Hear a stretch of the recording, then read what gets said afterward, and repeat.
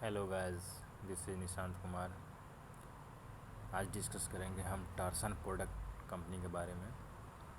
इसका current price है 855 रुपये, जो लास्ट समय 4.25% की बढ़त दिखाई है। टार्सन प्रोडक्ट बात की जाए तो लैबवेयर कंपनी है। डिजाइनिंग, मैन्युफैक्चरिंग और development, marketing of consumable and reusable. कहने का मतलब है कि जो लैब में इक्विपमेंट जो यूज होते हैं उसको बनाता है, या हॉस्पिटल्स में जो होते हैं, या एकेडमिक ऑर्गेनाइजेशन में, रिसर्च ऑर्गेनाइजेशन में जो होता है, फार्मास्यूटिकल कंपनी में, उसके बहुत सारे आप लोग 9th-10th के एक्सपेरिमेंट वगैरह में देखेंगे कि बीकर वगैरह जो यूज़ करते थे वो क्या कांच के गिलास थे। उसी सब जो मेडिकल साइंस में यूज होता है वो प्लास्टिक से बने होते हैं, उसको ये कंपनी बनाती है। डायग्नोस्टिक पर्पज़ के लिए बहुत सारे टेस्ट और लैब वगैरह किया जाता है।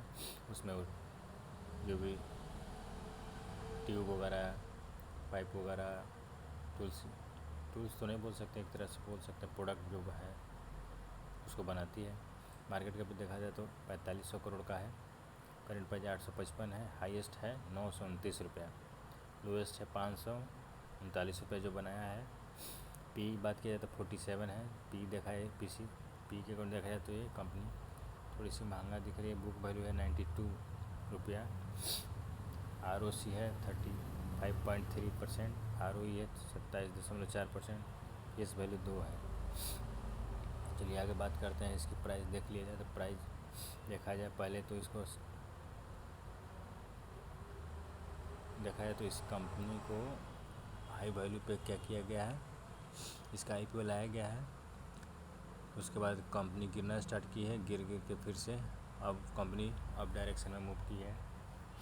यहाँ देखा जाए तो वॉल्यूम का भी पहले तो डिक्रीज हुआ था, फिर से इंक्रीज हो रहा है, यानी अभी अप ट्रेंड में है। देखा जाए तो ये कम मार्च से अप ट्रेंड में हो चुकी है कंपनी।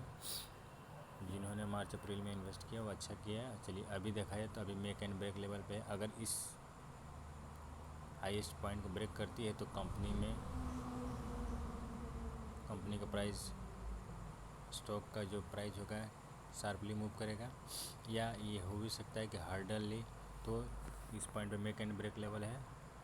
मैं तो कहूँगा आप इसमें थोड़ा देर इंतज़ार करें। अगर ब्रेक करता है, ऐसा हो सकता है रेजिस्टेंस भी ले सकता है, क्योंकि इससे पहले 2-3 बार रेजिस्टेंस वहाँ पे लिया हुआ है, और वो 52 वीक हाई भी यही पॉइंट्स हैं। तो थोड़ा सा एनालिसिस करें, 2-4 दिन एनालिसिस कर ले। अगर ब्रेक करता है तो इसको बाई करें, अगर रिटर्न करता है तो थोड़ा देर इंतज़ार करें, उसके बाद बाई करें। पी का ग्राफ देखा जाए तो क्या है कि पी पहले हाई था, फिर से लो हुआ है, फिर से हाई हो गया है। EV बाई EBITDA देखा जाए, EV बाई EBITDA भी सेम टू सेम पोजिशन में है। पहले हाई था, फिर से लो हुआ है, फिर से हाई हो गया है। यानी जिसने मार्च अप्रैल में इन्वेस्टमेंट किया वो बेस्ट समय था। अभी भी मेक एंड ब्रेक लेवल पे इसमें देख सकते हैं। अब प्राइस टू बुक वैल्यू देखा जाए तो प्राइस टू बुक वैल्यू पहले क्या था, हाई था, और थोड़ा यानी अर्निंग बढ़ा है, तो जिसकी वजह से प्राइस टू बुक वैल्यू लो हुआ है। चलिए आगे बढ़ते हैं, प्रोज देखते हैं। तो कंपनी हैज रिड्यूस डेप्ट। कंपनी ने क्या किया है, कंपनी IPO जब लाया था उसी समय क्या किया था, अपने कंपनी डेप्ट को रिड्यूस किया था, और कुछ ऑफ़र फॉर सेल भी रखे थे। 150 करोड़ का उसमें आपको कैपिटल एक्सपेंशन भी था। Stock trading 10 times of the book value, ये नेगेटिव पॉइंट है, क्योंकि 10 गुना वैल्यू के ट्रेड कर रही है। जो कंपनी अभी तक प्रॉफिट करती है, लेकिन डिविडेंड नहीं देती है। ROE बढ़िया है, 27.8 है 3 साल के लिए। चलिए आगे बढ़ते हैं। कंपैरिजन तो इसमें गलत दिया है। इसके लिए अगर देखा जाए तो पॉली मेडिक्योर है कंपनी, टार्सन प्रोडक्ट अगर कंपेयर किया जाए तो उससे किया ही नहीं है। तो पॉली मेडिक्योर देखा जाए तो टार्सन से वीक है, इसलिए टार्सन बेस्ट है, और इसलिए मैं इसको एनालिसिस कर रहा हूँ। आगे बढ़ते हैं तो यहाँ देख सकते हैं क्वार्टर एंड क्वार्टर प्रॉफिट क्या हो रहा है, इंक्रीमेंट हो रहा है। और इसमें फाइनल जो जून में जो आया है रिजल्ट वो क्या है, डाउन आया है। तो अब ज़्यादातर चांसेस है कि 52 वीक हाई से रिटर्न हो टार्सन, वैसे भी हाई वैल्यू पे कर रहा है, इसलिए मैं अभी भी इस प्रॉफिट एंड लॉस बैलेंस को देख कर ही कहूँगा कि थोड़ी देर आप इंतज़ार करें, हो सकता है ये स्टॉक रिटर्न करे वहाँ से, रेजिस्टेंस लेगा 52 वीक हाई से भी। चलिए, ऑपरेटिंग प्रॉफिट मार्जिन ठीक ठाक है। अब ईयरली अगर देखा जाए तो इसमें क्या हो रहा है, इंक्रीमेंट हो रहा है, लेकिन टीटीए मार्च 2022 में क्या है, मार्च 2021 से तो बढ़ा, इंक्रीमेंट हुआ है, लेकिन टीटीएम अगर देखा जाए तो 96 है, जो कि कम है।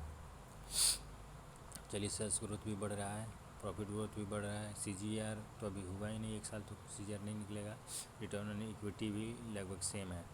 बैलेंस शीट देखा जाए तो रिजर्व क्या है, रिजर्व इसके पास बढ़ रहा है जी, 200 से 250 से लगभग 480 के आसपास है।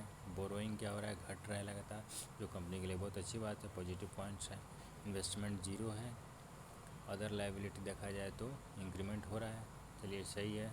बैलेंस शीट वगैरह तो बहुत अच्छा है। डेप्टर डे देखा जाए तो बढ़ा हुआ है, यानी जो अर्निंग कम होने की वजह से डेप्टर डे बढ़ गया है, इन्वेंट्री डे बढ़ गया है, पेबल डे बढ़ गया है, यानी कैश कन्वर्जन साइकिल बढ़ गया है, वर्किंग कैपिटल डे बढ़ गया है, यानी जो लास्ट क्वार्टर का रिजल्ट अच्छा नहीं आने की वजह से ये जो डेप्टर डे, इन्वेंट्री डे, ये सब क्या हो रहे हैं, सब बढ़ रहे हैं। ठीक है, आगे बढ़ते हैं। Share holding pattern, share holding pattern देखा जाए तो एफआई जो कर रहा है, एफआई पहले घटाया फिर से बढ़ा दिया है, डीआई पहले क्या किया, बढ़ाया है फिर से अभी बढ़ा रहा है, डीआई यानी लगातार बढ़ा रहा है। पब्लिक में बात की जाए और प्रमोटर भी लगभग अपना स्टेक कांस्टेंट रखा है। पब्लिक में बात की जाए तो क्लियर विजन इन्वेस्टमेंट होल्डिंग जो है एक कांस्टेंट अपना शेयर है, स्टार्टिंग से ही रखा है। तो यहाँ से देखा जाए तो सब कुछ अच्छा दिख रहा है टार्सन के बारे में। चलिए, टार्सन का अगर और एनालिसिस करता है कि किस प्रकार का प्रोडक्ट बनाता है, तो टार्सन की कंपनी के वेबसाइट पे चलते हैं, टार्सन प्रोडक्ट कंपनी पे, और यहाँ से कुछ एनालिसिस करते हैं कि कौन कौन सा प्रोडक्ट वगैरह है। चलिए देखते हैं। तो आप यहाँ से देख सकते हैं टार्सन के वेबसाइट पे प्रोडक्ट जो है, आप ये बोतल जो है कार्बोइल्स है, सेंट्रीफ्यूगल वेयर्स है, सेल कल्चर प्रोडक्ट है, यही सब जो प्लास्टिक के जो प्रोडक्ट्स हैं यही सब बनाया जाता है। इलेक्ट्रोफोरेसिस में है, इंस्ट्रूमेंट्स जो है ये सब जो प्लास्टिक के इंस्ट्रूमेंट बनते हैं, ये जो लैबवेयर बनते हैं, लिक्विड हैंडलिंग जो बनते हैं, microscopy, microbiology, PCR product, box and racks वगैरह जो होती है, जो होता है यूटिलिटी, सर्जिकल टेप यहाँ पे देख सकते हैं, इस कंपनी के द्वारा बनाए जाते हैं। इसका नेगेटिव पॉइंट एक और भी है कि ये कंपनी जो है अपना रॉ मटेरियल को बाहर से इंपोर्ट करती है। अगर बाय द वे कोई इंपोर्ट में या रॉ मटेरियल की कॉस्ट बढ़ता है तो इसका मार्जिन प्रॉफिट जो है कम हो जाएगा। और ऐसे भी ये वैल्यू आईपीओ में देखा जाए तो उस समय हाई प्राइस पे लॉट हुआ था। चलिए जी, अब इन्वेस्टर के बारे में, प्रोडक्ट के बारे में हमने देख लिया। अब यहाँ पे इन्वेस्टर के बारे में देखा जाए, इन्वेस्टर के बारे में क्या क्या यहाँ पे दिया गया है। तो इन्वेस्टर के पॉइंट ऑफ व्यू से सब प्रोडक्ट के नाम दिए गए हैं जो कि, और ये इनको से मैनेजमेंट से पूछा भी गया है कि अगर ये रॉ मटेरियल यहाँ से ख़रीदते हैं तो कोई नुकसान तो नहीं है। तो ये लोग ये भी बताए हैं कि रॉ मटेरियल ये लोग यहाँ से भी कोशिश कर रहे हैं ख़रीदने के, लेकिन कुछ कम अमाउंट में ही ख़रीदने की कोशिश कर रहे हैं। तो इसका मतलब ये भी है कि ये अपना नेटवर्क यहाँ भी मेड इन इंडिया के तहत अपना वर्क कर रहे हैं, लेकिन वो लेस अमाउंट में कर रहे हैं। यानी अभी इनका प्रॉफिट मार्जिन अगर बाय द वे बढ़ता है मटेरियल का कॉस्ट, तो इनका ऑपरेटिंग प्रॉफिट मार्जिन में गिरावट होगी। Thank you so much, God bless you.